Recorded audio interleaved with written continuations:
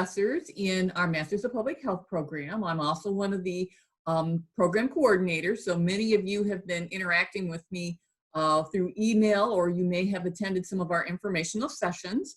I wanted to welcome you to our program. We are very excited to have you, our third cohort for our MPH program. It's going to be an exciting year. Kind of give you a little bit of background of our program. I think many of you probably have already heard this in the informational sessions, but for those of you who didn't, just a little overview of our program. It is a 30-credit generalist Masters in Public Health program. It is completely online, and you will complete this within 2 academic years.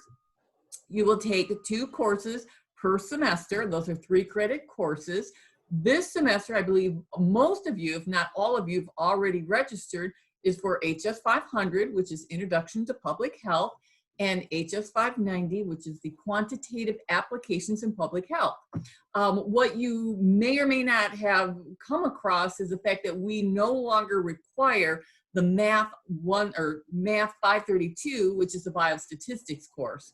Even though it does show up on our homepage, it is no longer required. We have replaced that with 590, which we think is much more applicable to public health professionals. You'll be working with Megan Baruth in this course. She absolutely loves this course.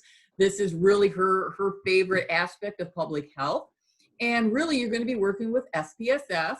Many of you may have taken that as an undergrad. If not, it's a very user-friendly kind of database analysis type of software that is really uniformly utilized in public health. So those are the 2 classes you're going to be taking this semester. I know many of you have already reached out to me wanting to register for winter courses. I actually will be following up with the registrar once we have our total cohort put together. I think there's still a couple more people whose applications are in the pipeline, so we may be adding a couple more cohort members within the next couple weeks. Once I have that final list, which will be at the beginning of semester, I will email the registrar, at which point they will waive the Math 130 or Math 532 requirement. I know some of you have tried to go in and register for winter courses because that's what we normally do, but you received a message that you didn't meet their prerequisites. And again, it's just because that course still sits in our curriculum. We're going to change that and make that an elective course, but for now, I literally have to contact the registrar, and once I do that, then you'll be able to register for winter as well. So in winter semester, you're going to take HS, I think it's 560, pardon me, no, yes, 560, which is environmental health, and HS 530, which is really the behavioral aspects of really health promotion. And that's what you'll take in the winter. In spring, you're going to be taking 520, which is the grant proposal writing course, which is probably one of the most essential skills that you can have in public health. All of our funding, or I should say, most of our funding for programs, particularly educational types of programs, are grant funded. So having that skill set is essential. So you'll be taking that again with Megan in the spring. You'll also be taking cultural competencies in public health with me in the spring. So you'll take that 7-week spring semester, then you get to take summer off. So you get to just kind of hang out and chill for next summer. Then in the fall, you'll come back and take the 2 final courses before the capstone and fieldwork. They are HS 640, which is epidemiology, and HS 650, which is public health systems, which again is another course that I teach. When you're done with fall, then your very last semester, which will be winter of 2022, you don't really register for those classes. Those are independent studies, because that's where your fieldwork placement and then your capstone paper, which is how you it's like your master's kind of thesis where you write up what you did in your fieldwork placement. What we do is we ask you at the end of the first summer what area of interest you think you might have in public health. I mean, it could be education, it could be leadership, it could be environmental health, epidemiology, public health policy. Believe me, we've got students interested in all those various areas. So then based upon your interest, what we will do is we will then pair you up with one of our faculty members as an academic advisor, and then we'll work with you over the course of that winter On a fieldwork project, again, it's not an internship based like undergrad where you literally have to be somewhere so many hours out of a semester, but rather we'll work with you to come up with a project that we can then partner with a community collaborator, something that they could benefit from your participation in creating. So that's kind of how our generalist program is set up. We do have a couple of other options depending upon what your area of interest is. You don't need to worry about them yet. But in your second year, we'll ask if you're interested in being really a health educator. And if you're interested in sitting for the CHEST exam, which is kind of the gold standard for health educators. That's a Certified Health Education Specialist exam. In order to qualify to take that exam, you would have to add 2 more courses to your MPH, which is really a program planning course and a health communications course. Now, if you were a graduate of our public health undergrad, and I know some of you are, or if you were a health science graduate who took those 2 courses as an undergrad, you wouldn't need to take them as a graduate. You already would have met the requirements with the generalist MPH program. So we'll talk more about that probably next spring, next summer. We'll be emailing back and forth. The other option is some of our students are really interested in more the leadership aspects of public health. We also have a health leadership certificate, and that one is actually 4 courses. But either way, what we would do, for example, we're going to be reaching out, I think this week, to our second year MPH students to determine, well, is anyone interested in these 2? If you are, let us know, because then we'll add those courses to winter and spring. Bottom line, even if you do choose to take those additional 2 health education courses, or you want to take some leadership courses so they prepare you for more leadership in public health, either way, you're still going to be done within 2 years, academic years. You just have to take like an extra semester. So we've got it all kind of worked out. We just will need to know who's interested. So again, don't worry about it now. Just spend the first year just kind of getting your feet wet in public health to really think about, well, what do I really like? What am I interested in? So that's kind of what we're going to be doing over the next or really the next 2 years. But right now we're just focused on this first semester.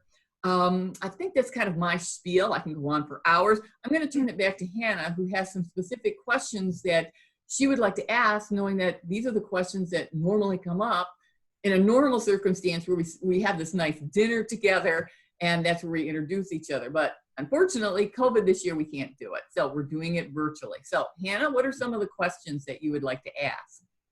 So thank you for doing that class layout, because that was kind of one of the bigger questions that popped up that students wanted to know.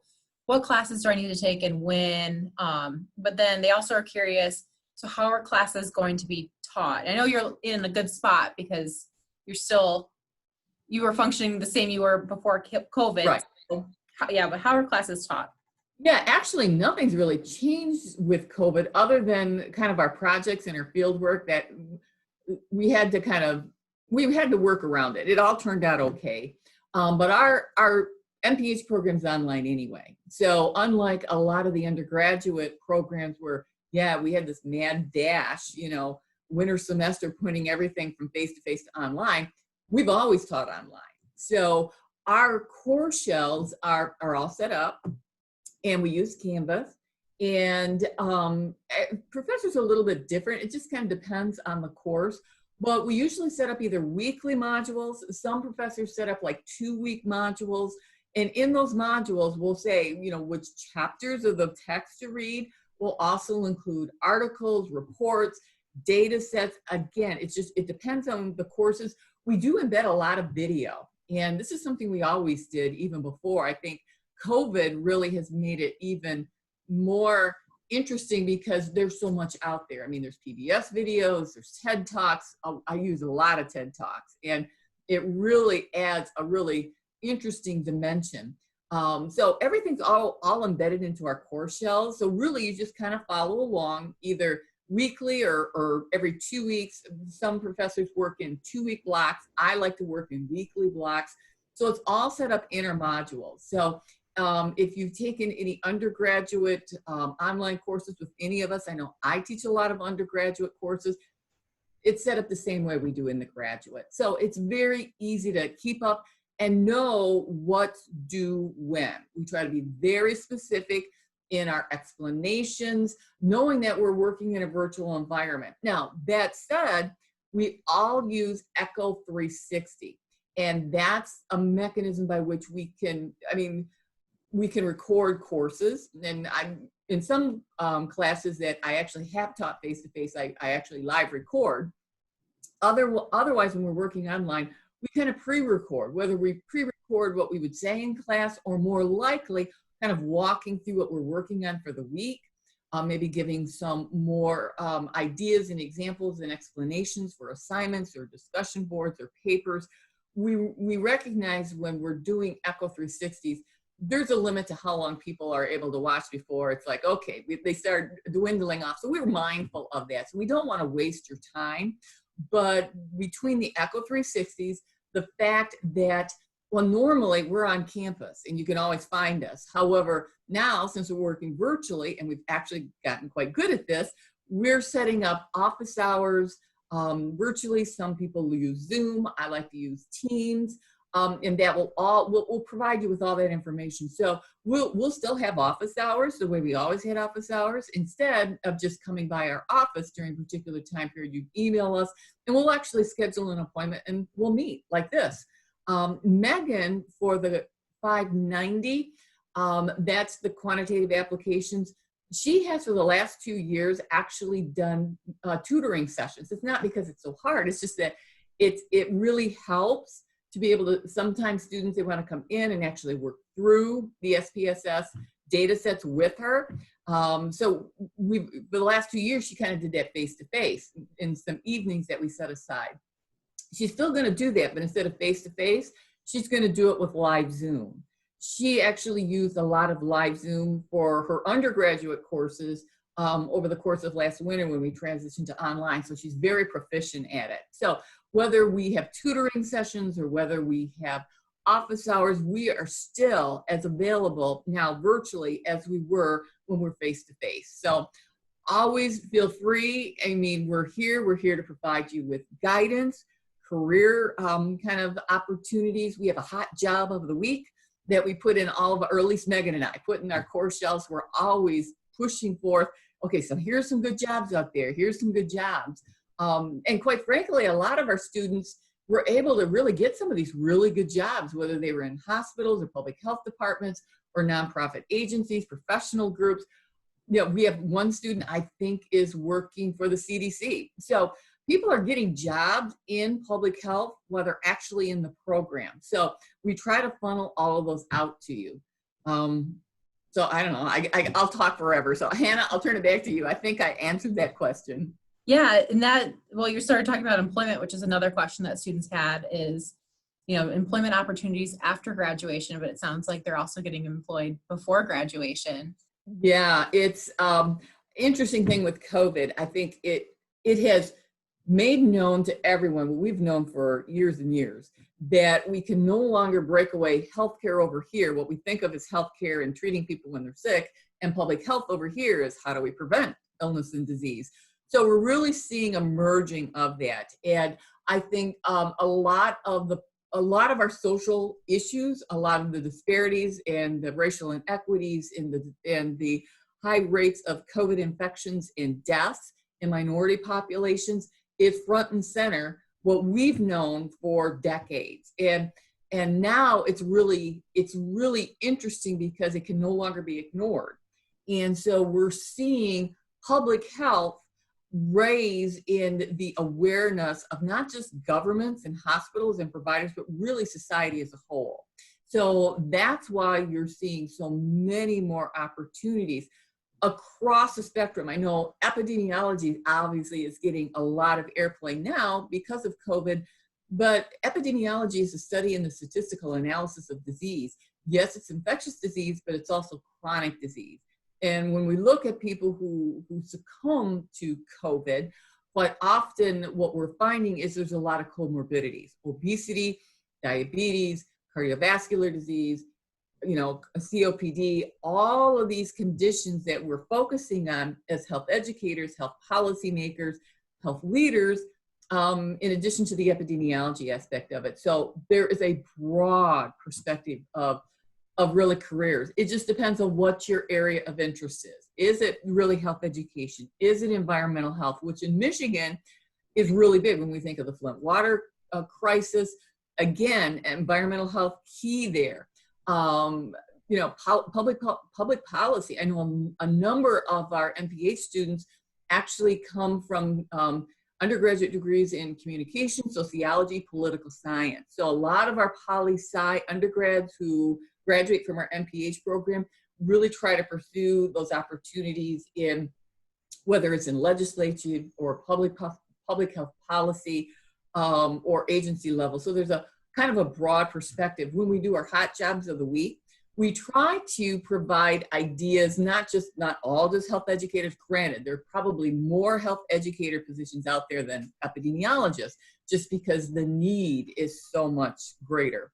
But we try to find a lot of interesting jobs, and they're not just jobs in public health departments, nonprofit agencies, state legislatures, hospitals increasingly, public health in community benefit and the community health needs assessments, how hospitals and providers are being reimbursed for the services they provide, increasingly are going to be based on outcomes. Well, how do you improve outcomes? Well, you got to keep people well rather than sick.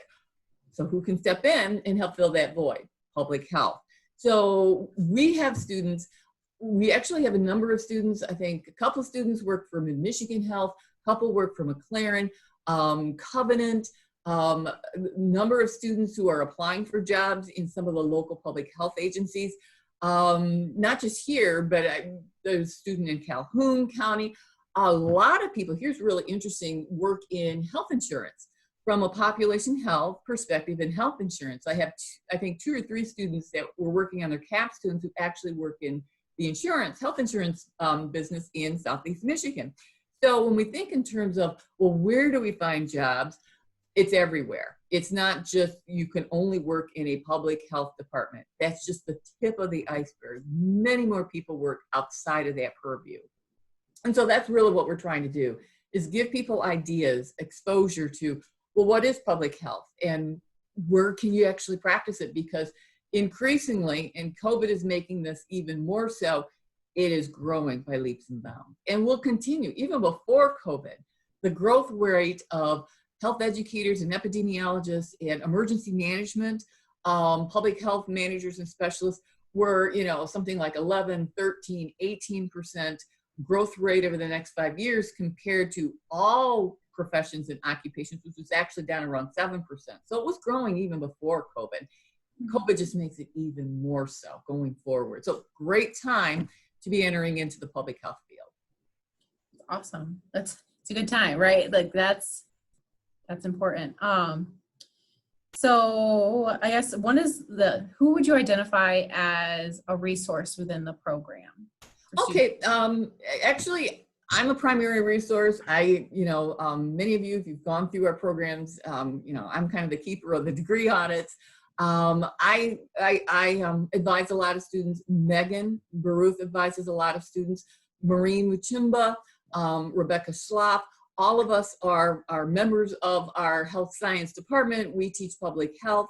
So any number of us you can reach to. I'm always kind of a primary source because, I have the schedules. I know who's doing what where.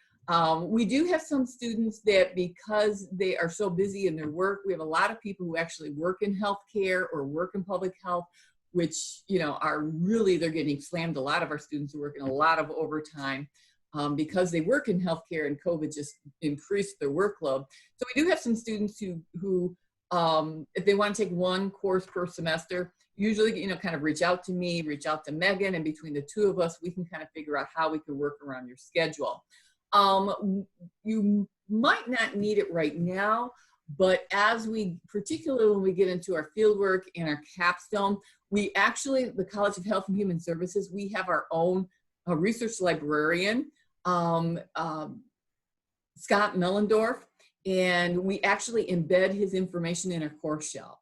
So as students this semester, or actually starting last semester, some of them were still finishing up, were doing their literature research or their literature review using our SVSU databases.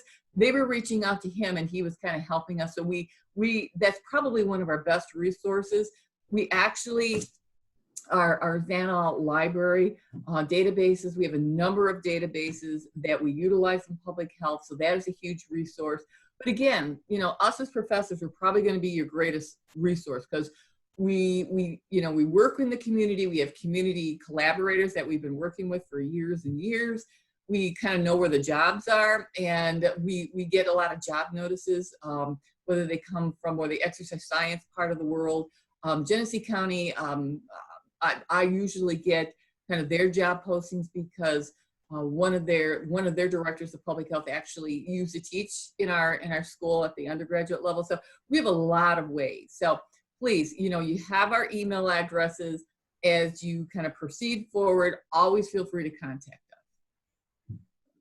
And the last one of the last major questions is continuing education. So do you recommend after this doing a PhD?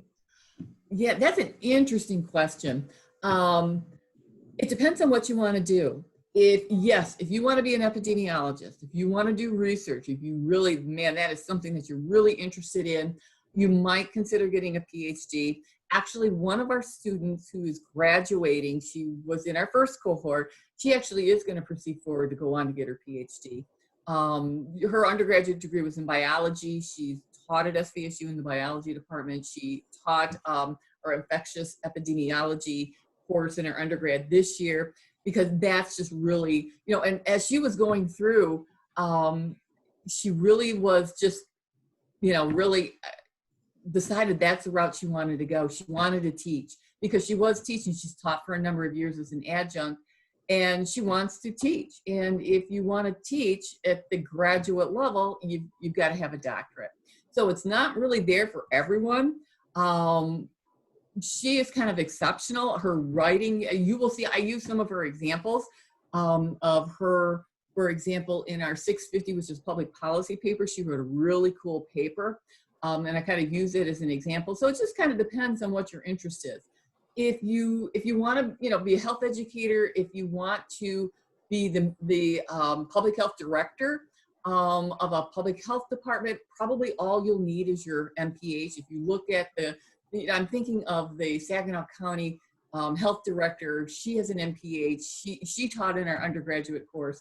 So that usually is what you need. The PhD is really if you get the urge to teach, and by teaching not just health education at the community level, you want to be a professor, you want to do research, then a PhD I think is really helpful. But other than that, for what most people are going to do in most leadership positions, let's say you want to be a director of the Michigan Health and Human Services Commission, or the Michigan chapter of the American Heart Association. Yeah, you'll need a master's. You'll need the MPH. That master's degree is really the ticket to work yourself into any type of leadership position, whether it be at a program level, at a hospital level, at a public health level. But beyond that, you probably don't need a doctorate unless you want to teach and actually do research. Okay. That's good to know. Thank you. And then the final question is just what's the best way to contact you? Best way to contact, particularly since we're working virtual, is by email. And I think you all have my email address. It's there in our webpage, but it's cnoller@svsu.edu. And so if you have any questions, if you need anything, please feel free to email me. I can respond. If it's something you want to sit and talk about, I can always set up a Teams meeting using Microsoft Teams. And I don't know if you're not familiar with that, we utilize our SVSU email. And I like it because then I don't overbook myself, because I literally can't, because it's there in my calendar. So, you know, schedule a time. If you were in our undergraduate program and you've worked with Megan, or you worked with Maureen, or you worked with Becca, you can always feel free to email them as well. And their information is also going to be on our health science websites. But in the meantime, if you have anything, just reach out to me. And between Hannah and I, we can pretty much answer most people's questions and kind of facilitate registration and everything.